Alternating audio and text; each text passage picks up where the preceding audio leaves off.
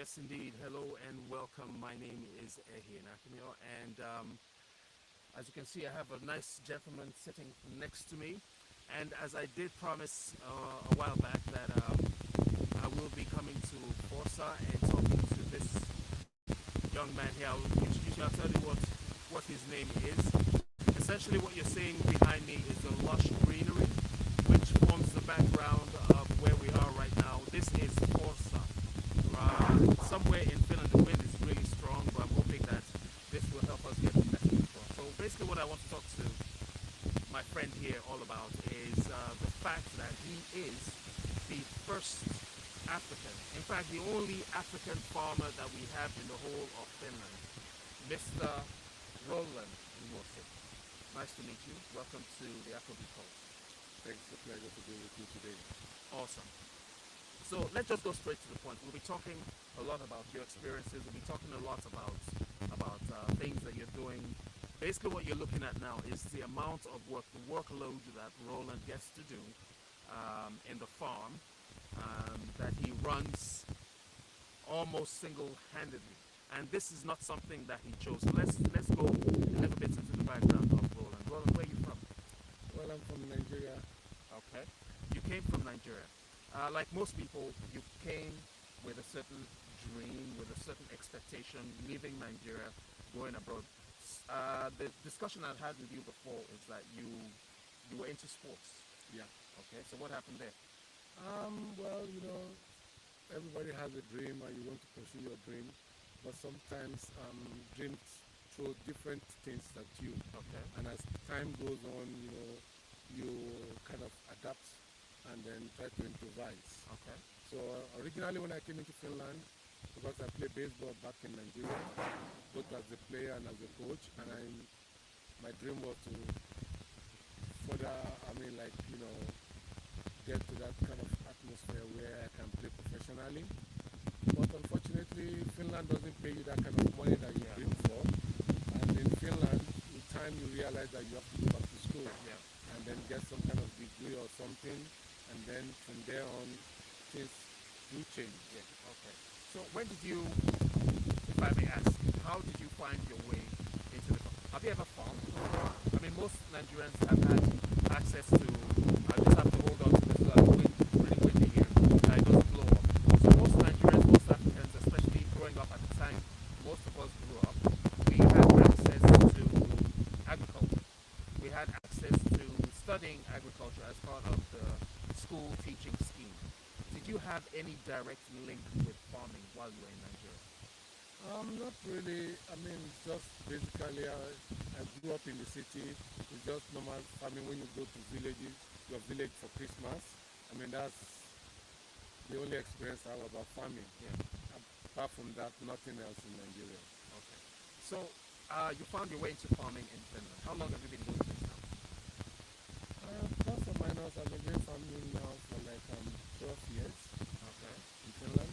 And I'm I'm still getting used to it. I mean, you're learning something new every day because it's a different experience. Farming in Africa and farming in Europe is totally different things. Okay. So that way you're going to have to explain to us what that means because a lot of people don't really know. I mean, this is a really strange, really different experience, not just from us looking at you from the outside, but I'm sure from you working on the farm. What are the basic challenges that you've had to face as a farmer over this period of 12 years? Give us your first, let's say your first contact with farming while here in Finland. My first contact was when I came to visit the countryside, and I mean the landscape is different from what we have in Nigeria because here we do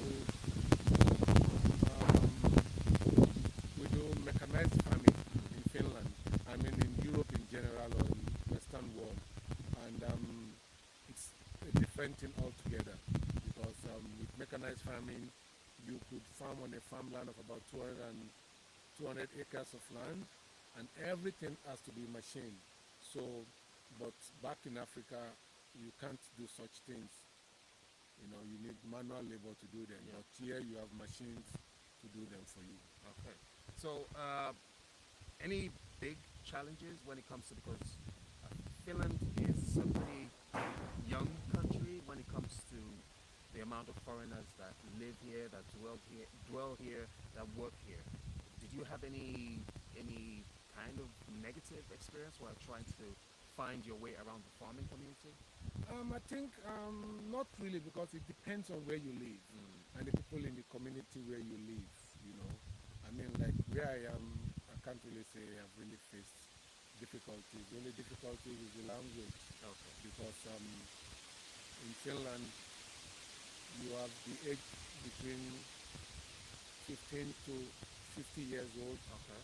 In the city, they all speak English. Yeah. But in the countryside, it's difficult for you to get them to speak English. Okay. So you need to communicate with the language, and that's the only difficulties I would say I have. Mm. I mean, one The of the language. challenges is the language. Yeah. I mean, so that's it. Okay. So, what are you growing here? Because this is a really large field. I have come here once and I saw yellow. The whole field was yellow. What were you growing then, and what are you growing now? Then I was growing rupsi. Okay. It's a kind of seed that we use in making vegetable oil. Yeah. And when you have it, it blossoms because it's like a flower. Yeah. So, and then right now, what you're looking behind me here is oats. Oats, yeah. Okay. So, yeah, we have oats, we have wheat, and we do other crops too. But right now, this is oats here now. Yeah. Okay. So, must you have some special or unique skill sets to be able to farm? Because I've talked to you. I mean, I'm sure you've seen some of the stuff that I've been posting out Yeah. on Instagram and Facebook about my Experience. own little experience farming, first time here. You also inspired me. Let me just tell you that for now. You also inspired me to continue with that. Yeah. I know it's not as grand as this, but do you need any special skills to be able to survive in this, Yes, at I this think level? At this level, you need to, because first of all, the biggest challenges in farming in Finland, for example, is like in Finland here they don't have the kind of black soil we have back home. All right. Here they have a muddy soil. Okay. So which means that when you have a large field like this, you need to run a kind of irrigation system, underground water drainage system on the field that drains the water out, because the fields are muddy, so when it rains, it doesn't absorb the water as easily. Okay. So that's the biggest problem. First of all, you need to understand the season. And in Finland, the biggest problem is the weather, Okay. because you can never predict it. Okay. Like you can have a very good season at the beginning, the rain comes at the right time, the sun shines at the right time, but when it comes to the harvesting time, Yeah. then it could be raining. Yeah. And when it's raining, you can't go on the field with the big machines. So which means you need to wait for at least 3 to 4 days for the water to drain away, Yeah. so that you can enter the field with the big machines. Okay. And there is a big problem too, because you have two kind of planting system in Finland. They have this direct planting, which we are doing. Yeah. When you cut off the seed, you don't need to turn the field, Okay. so you can just plant straight the next season. Yeah. But because of that, it's very risky for you to go to the field during harvest when the field is wet. Yeah. Because then you have the tire tracks on the Okay. field, Okay. and then when you are planting, Yeah. I have this kind of a hose pipe system that plants the seeds. Okay. Because if you have the tire tracks on the field, Yeah. then it's always very difficult Okay. for you to have a smooth planting. So that's why you need to wait for the field to be dry enough for you to go in with the machine. Yeah. So in Finland, I think the biggest problem is the weather. Okay. So I was going to come to that now. Do you find that you always have to be timely with everything you do, because you have very short summers? Yes. Does that also affect the kind of things that you're No. allowed to grow? No, you are allowed to grow a lot of things if you want to, but the only thing is that you need to know when to plant them because first of all, everything in Europe is not naturally grown like we have in Africa. Yeah. We use a lot of fertilizers, a lot of chemicals to kill the grasses. So you need to know when to put the chemicals, when to put the fertilizers. Otherwise, you have a problem. You can grow your seeds, and by the time you harvest them, they send it to the lab. And if the lab doesn't find that seed suitable for human consumption, then you go to the next level, which is animal consumption. Okay. And if it doesn't go with animal consumption, then you are in trouble. Okay. So you need to have the right chemicals at the right time and the right fertilizers at the right time, or else your season will have been a wasted season. Okay. Would you say that you have some amount of competition? I mean, it's a career. It's a job, right? Do you say like in some other jobs that you have competition with other farmers? No, you don't have a competition with other farmers because the way the system is structured here, it's like, for example, if you have 50 acres of land and you are growing wheat, for example, the company knows how many tons you will make. Okay. Let's say the company thinks that, okay, you're going to make like 200 tons. Yeah. And from that 200 tons, they have calculated that with your 200 acres or your 20 acres of land, you're going to make 50 tons. Yeah. So they put it 50 tons, you could make 70 tons. Yeah. But they've already known that bad, you will come up with 50. Yeah. So what they do is they sign a contract with you for 50. Yeah. But if you have more than 50, of course they will take it from you. Yeah. But 50 is what they believe you will have. Deliver, with even a bad season or whatever. 50 comes in. But then, why there is no competition is because your products are already sold before they are ready. Wow. Okay. Yeah, because the company tells you, okay, we are taking 50 tons from you. Yeah. So you know, it's not like other fields where you have to source for your buyer. Your buyer is always there. You sign a contract with them, it will be 5 years contract, it will be 2 years contract, and each time you produce, you don't need to look for buyers because the buyers are already there for you. So that doesn't give room for competition. Okay. So the competition aspect is, the only competition there is that you want to strive to make sure you get the best seed in the market. Okay. Yeah. That's so it's more of a quality.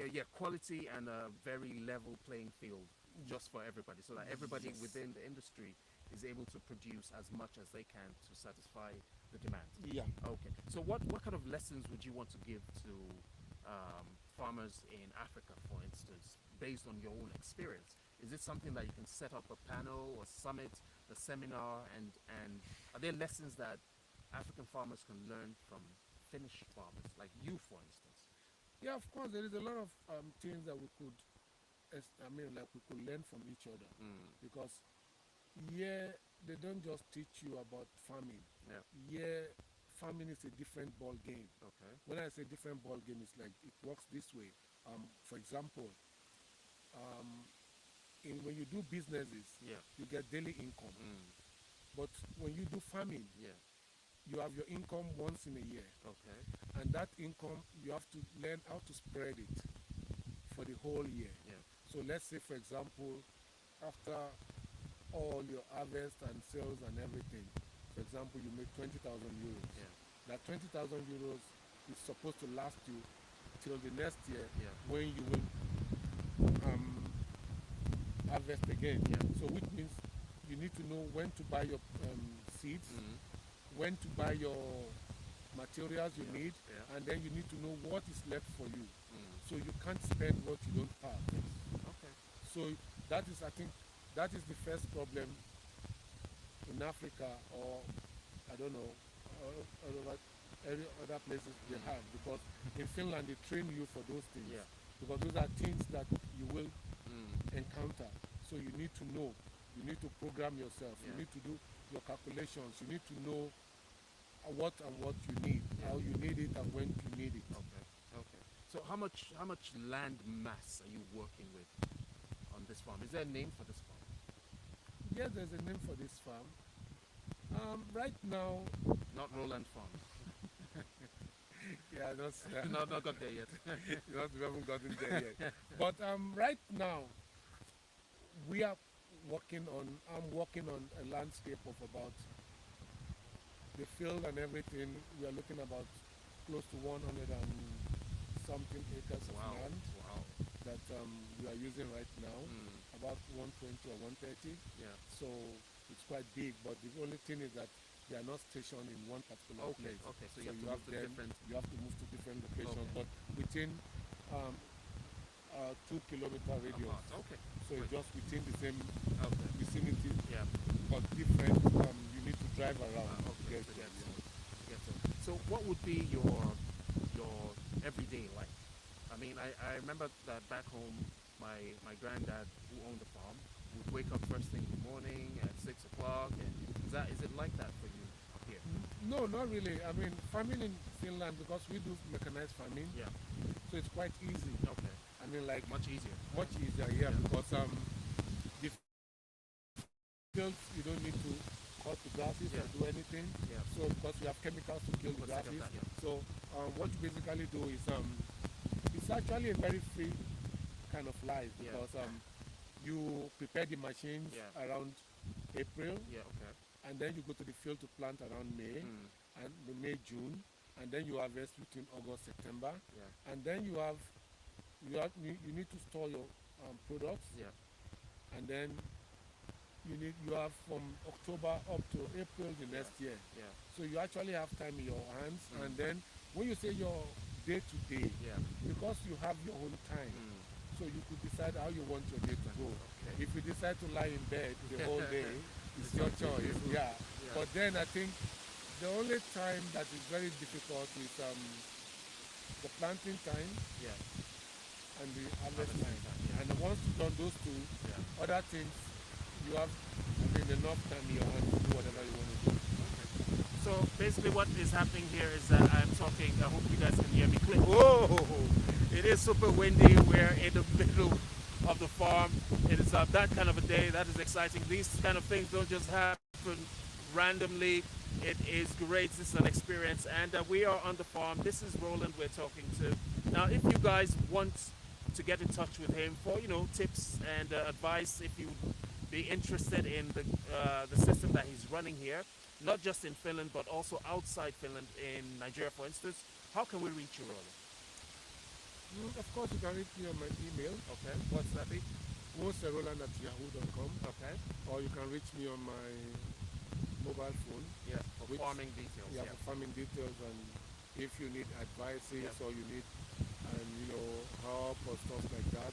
Because of course we are trying to work on a kind of a system where we try to empower the youth on, because nowadays everybody wants to leave the countryside Yeah. to the city. yeah, So what we are trying to do is that we are trying to establish some kind of a relationship with Nigeria. yeah, I mean, sharing and having workshops. yeah. I'm still trying to work with some guys in Nigeria, and once I have something concrete, of Yeah. course I will Always get in touch. get in touch with you, Yeah. and then they can reach me. Okay, brilliant. Thank you very much, Roland, for your time. I know we've been trying to set this up for quite a while. Actually, what we do is that every year we come to the farm here, to the farm land, a lot of us, and some of the guys, some Nigerian guys. So we're going to go inside now and continue what we came here for, just hanging out, sharing time with the people that you care about, people that have got your back no matter what. And a lot of them have just been arriving from the city now, so that's what's happening. So Roland, thank you very much, and we are really, really proud of all the work that you're doing, representing not just us in Finland, but Africa and Nigeria especially. Thank you, Roland, for your time today. Thank you very much. It's been a pleasure too. All right. And I hope we'll have more of these interviews. We will. We'll keep. Hopefully that the plan that you're having in Nigeria comes through, and then we'll be following it. And of course, we will be pushing it and supporting it so that it does actually happen, because it is something good. Yeah, it is something good, because right now there is a lot of things happening in the farming industry, and Africa as a whole, we have something that we just don't realize we have, because in Africa you don't need as much fertilizers to grow things. Yes. I mean, the lands are natural, everything there is natural, but here 90% of the planting has to do with chemicals and fertilizers. Yes. So, Yes. and we just have to take advantage of it. And the global market right now today, I mean, I will use the word the sky is the limit. You know, so we just need to tap into the resources in Africa. And because sometimes when I come to Nigeria, sorry to add this. Yeah, go ahead. Sometimes when I come to Nigeria and I go to the market and I see how much tomatoes are being put to waste, how much oranges are being put to waste, how much plantains are being put to waste. These are stuff that we could export. These are stuff that we need to start thinking of how to preserve them. Because everything we eat here is being preserved. So I don't know why we can't do it in Africa, but we can because we have a lot of people like myself who has got a lot of experience on how to preserve these stuff. So we just need to find a way to work together and develop what we have. I hope the Nigerian government can work with us, you know, in trying to tap the experiences that we have now, being on ground, so that we can make use of it for the local farmers. Because I think the biggest problem in Nigeria is information. And no country or society develops without information. So we need to get those informations to the people, and the only way we can do it is what we're doing right now. So I hope someday this really gets across to the right people, and then contacts are made, and then we can really see what and how we can help our home country. Thank you, Roland. Hey, the party continues from here. Talk to you guys soon. Thank you. Bye.